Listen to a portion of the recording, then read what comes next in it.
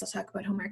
So I emailed homework back to all of you. Did everybody get the homework that I emailed back? Yes, we're good. Yes. Okay.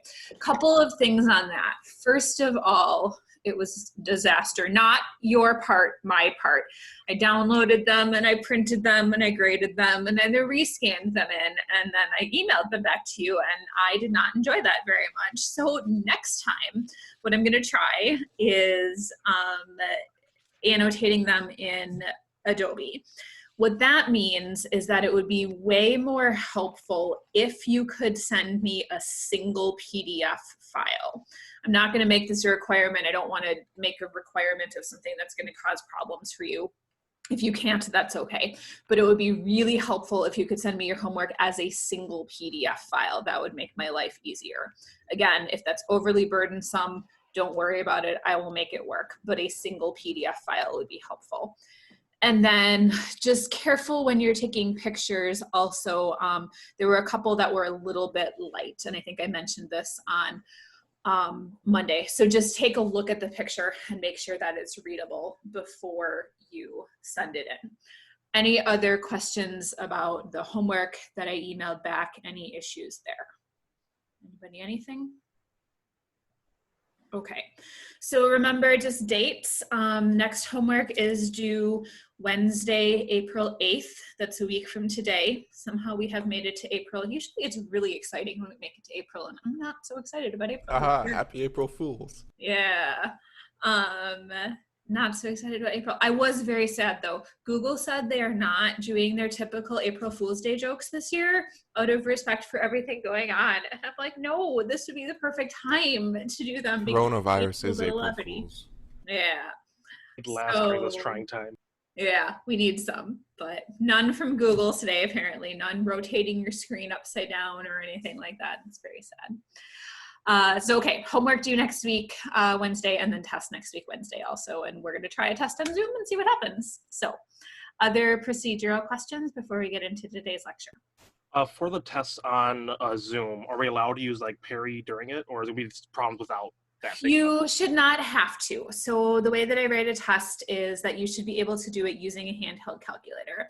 If you don't have a handheld calculator, then yes, you can use Perry again for the 18th time. We're operating with a high level of trust, but you should be able to do all the problems with the regular normal calculator.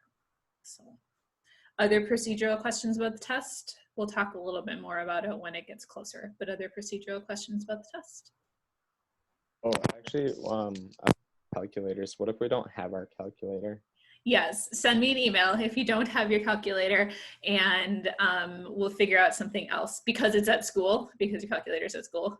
I've also been told that if you contact ResLife, if you have books or a calculator or anything else that is at school, if you contact ResLife, they will take care of getting it in the mail for you. I don't know if that extends to a calculator or if you really want a calculator sent through the mail, but that was, I was Zooming with a bunch of WLC profs last night, and one of them mentioned that she had gotten that information from ResLife. So that's a possibility also, but we'll figure out something.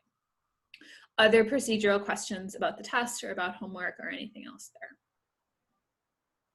I have a question about the professional grading scheme. Yes. I suppose I could send you an email to remind you, but would it be possible for you to send us the one we already did so I can use that for reference? Oh, sure. That's probably just for me. I'll email you again to remind you. Yeah, send me an email to remind me, and then yes, I can send you your personal grading scheme back, the one that you've already filled out. Yes. Anybody else? Other questions before we get going? Now is a good time to ask. Anybody, anything? Okay then, primality testing. So let me share my screen and we will get going here and we will talk about primality testing. This is the one that I want. Okay. Quick review. So here's where we're at with primality testing. Remember that a lot of cryptosystems require large numbers to be used, or large prime numbers for the key. And the question is, how can you determine if an integer is prime? You can factor it, that's great. This is going to work every time. So in other words, you're always going to get the right answer, but this is super inefficient and super slow, so therefore not the best method. Our other method is to apply a primality test. The problem with this is that it doesn't work every single time. You might get the wrong answer, but it is efficient and it is fast. Those are our trade-offs. We are going to go with those 4 trade-offs for this. Okay, basic principle of primality testing I am not going to run through again today. The one we are talking about today is the Miller-Rabin primality test. So on the left is Miller and on the right is Rabin. I'm going to pop up the Wikipedia page in just a minute because I don't remember exactly all the details of this. And normally I would have printed out to bring it to class, but I don't have that option right now.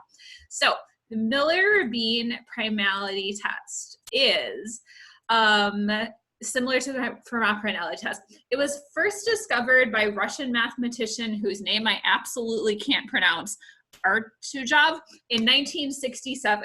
So once again, this is continuing the theme that we have had for quite a while. The person who discovers it first doesn't always get credit for it.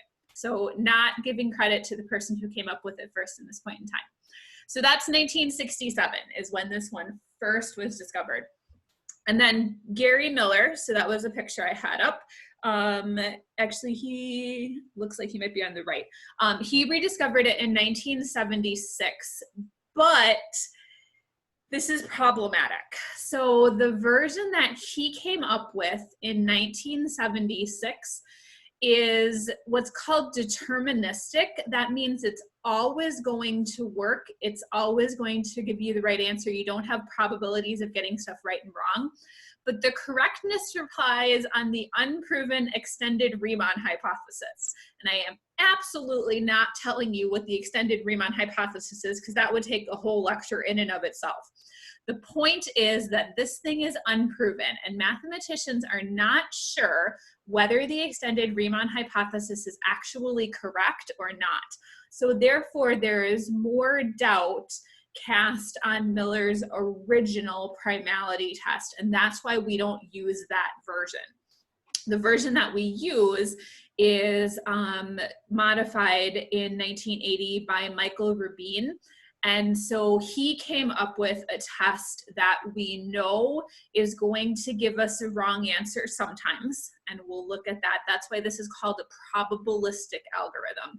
So a probabilistic algorithm is one where you have a probability of getting a wrong answer. That's not a great explanation, but it's the basic one. So there's something wrong with both of these tests. Miller's version will always give you the right answer if the Riemann hypothesis is correct. If the Riemann hypothesis isn't correct, then his test just goes out the window.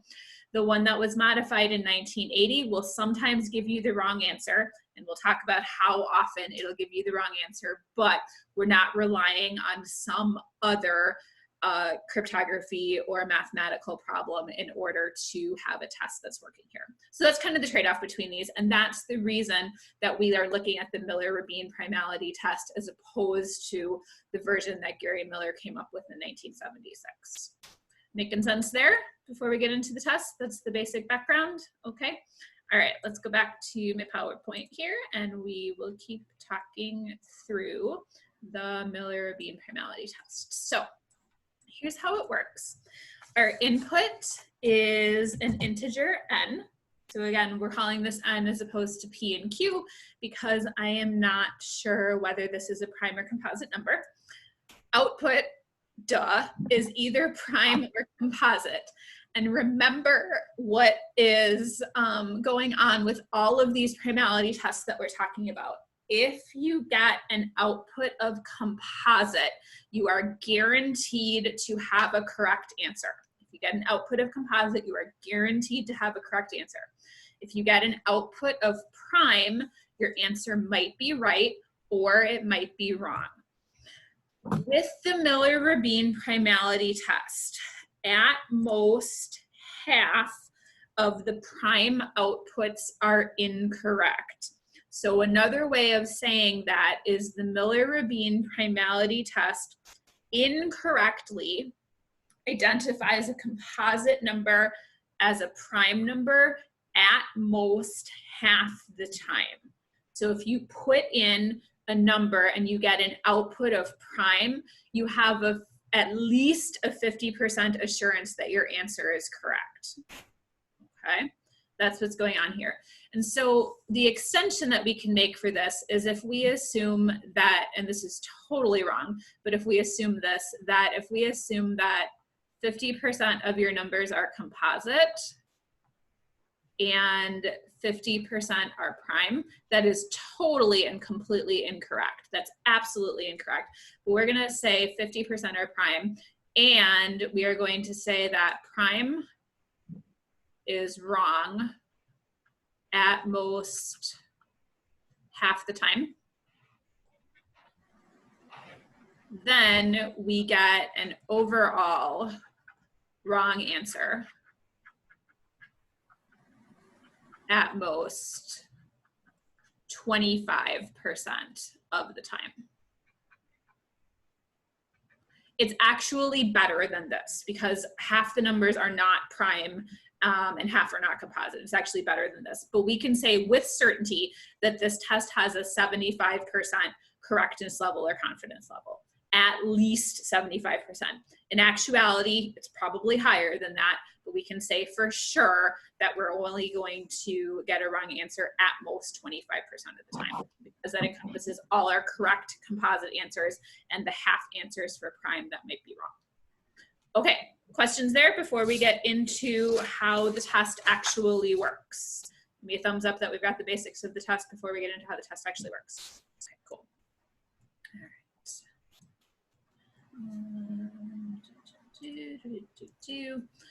Sorry, I annotated my slide and now I don't know how to get to my next slide. Well, I don't want the annotating staying on my slide.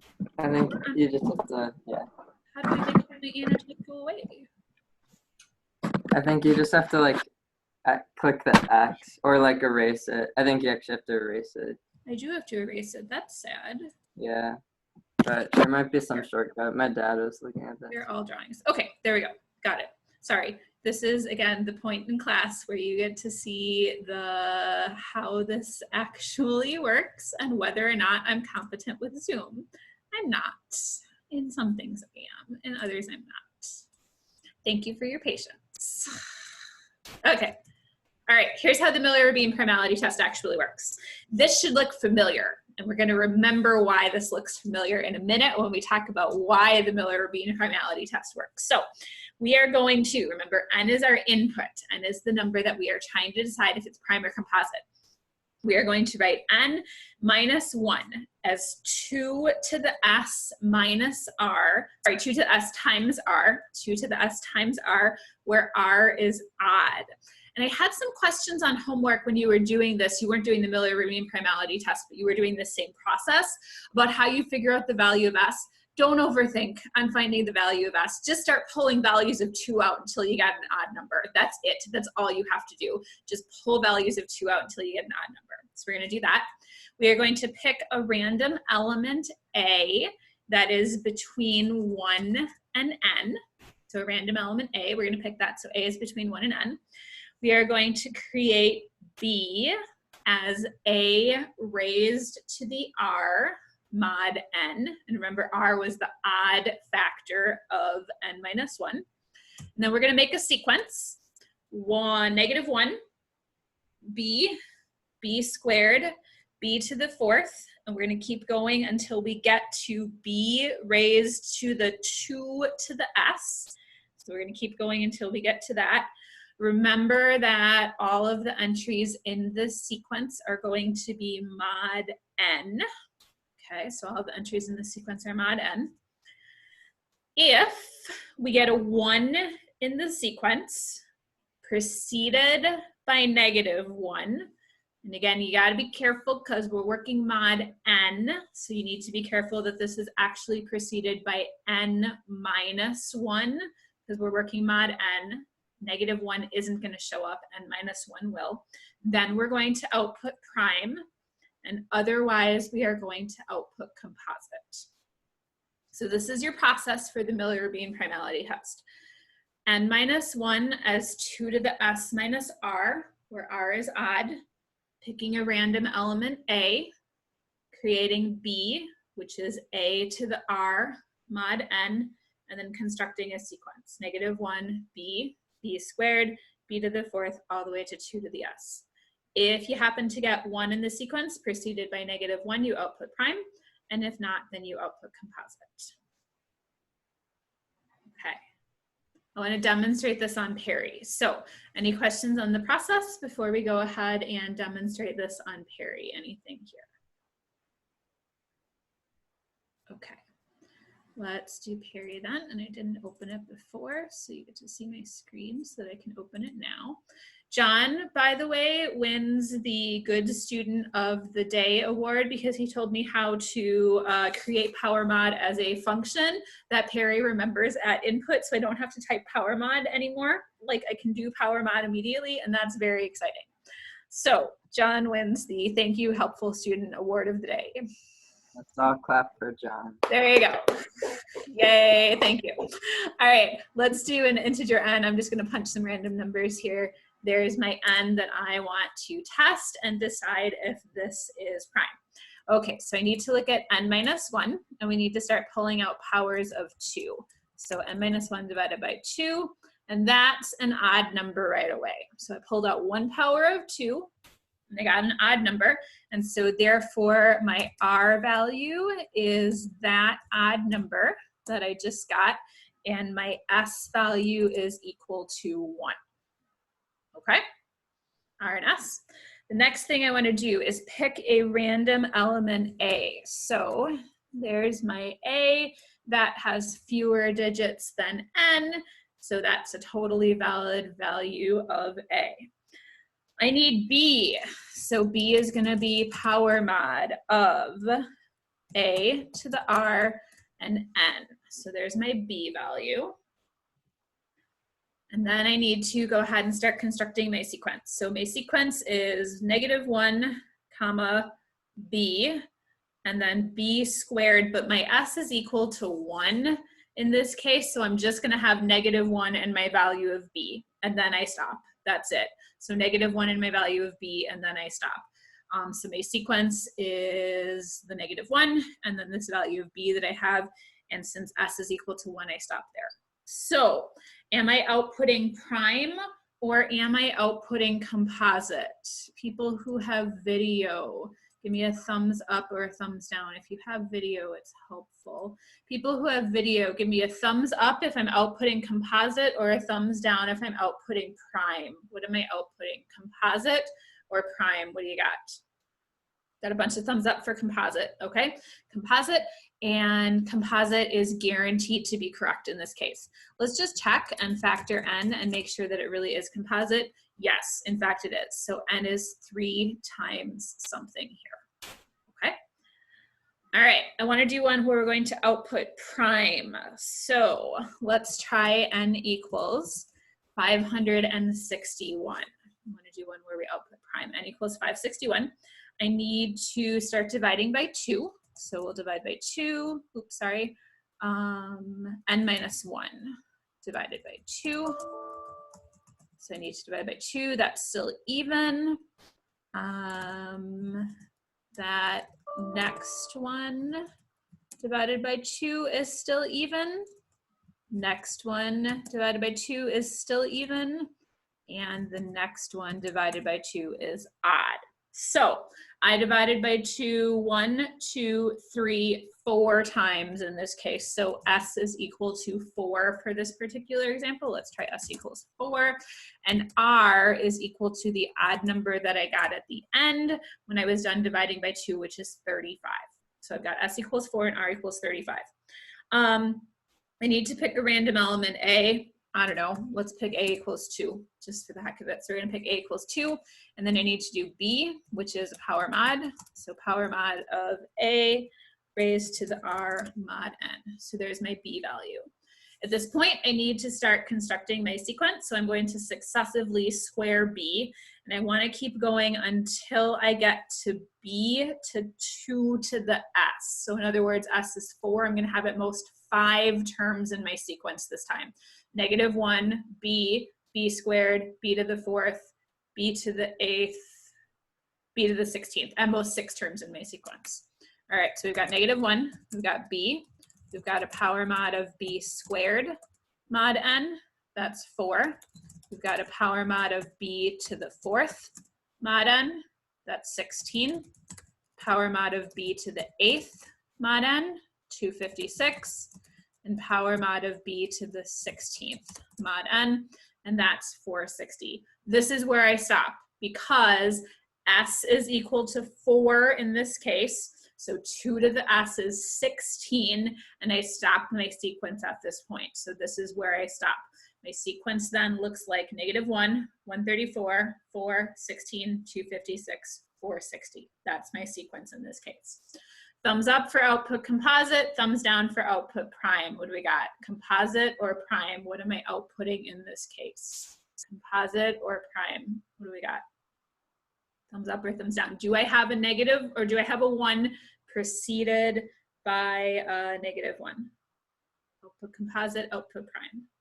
What did I do wrong? You did B power mod A B N. Oh, that's not right. B should be, let's try this again. Power mod, I'm sorry. Power mod of A to the R mod N. The recursive formula is not really helpful. Okay, let's try this again. So we've got -1, we've got B, we've got power mod of B squared to the N. We've got power mod of B to the 4th N. We've got power mod of B to the 8th mod N. Oh, there's my 1. Okay, sorry, thank you, my bad. This is the things that you catch in class. So we have, you're not supposed to know that, Daniel. The sum of the digits is divisible by 3. We're doing an example with small numbers here. All right, so here's my sequence. -1, 263, 166, 67, 1. There's my sequence. Do I output composite or do I output prime now that I've got my correct sequence going? Composite or prime, what's my output? Composite or prime? Prime, I've got a 1 followed by not preceded by a -1. Output composite, which has to be correct. Composite, I want to output composite, which has to be correct. Composite, okay, okay. All right, so that's great. Prime, how about one more? N equals 221. Let's try this one. I want to do one where I have an output of prime. N equals 221, so n minus 1 divided by 2 once, twice. So my S is equal to 2 in this case, and my R is 55. Let's pick A equals 174, for example. So let's see if I can get my B right. B is power mod of A to the R mod N. There's my B, and I can do my sequence. -1, B, B squared, E to the 4th. There's my 1. So my sequence this case, -1, 47, 221. That's my sequence. And remember my n value that I was testing was 221 in this case. -1, 47, 221. Output prime, composite or output prime? What am I wanting to output? Composite or prime? What do we got? Prime, prime, prime, prime. And we have a prime from John also. Lovely. Okay. In this case, if I try to factor n, if I try to factor n, I get 13 times 17. So the Miller-Rabin primality test output prime in this case, but I actually have a composite number. How would you try to make the Miller-Rabin primality test more accurate? We talked about this with Fermat's primality test last time also. What could you do to make the Miller-Rabin primality test more accurate, since in this case we got an output of prime? What would you do? What do I want to do to make the Miller-Rabin primality test more accurate? I had my A equals 174 in this case. What do you got? Run it a couple more times with different values of A. Absolutely, try it a couple more times with different values of A. So if we try A equals, I don't know, let's do 14. So my B is then power mod of A to the R mod N. Here's my sequence, -1 B, B squared, B to the 4th, And that is where I stop in this case because my S was equal to 2. So I stop with 2 squared, which is 2 to the 4th. So my sequence is -1, 40, 53, and 157, and that'll output composite for you. So trying a couple different values of A is a good way to go. Okay. Anything for questions on how the Miller-Bean primality test executes? Anything for execution questions? There. Let's do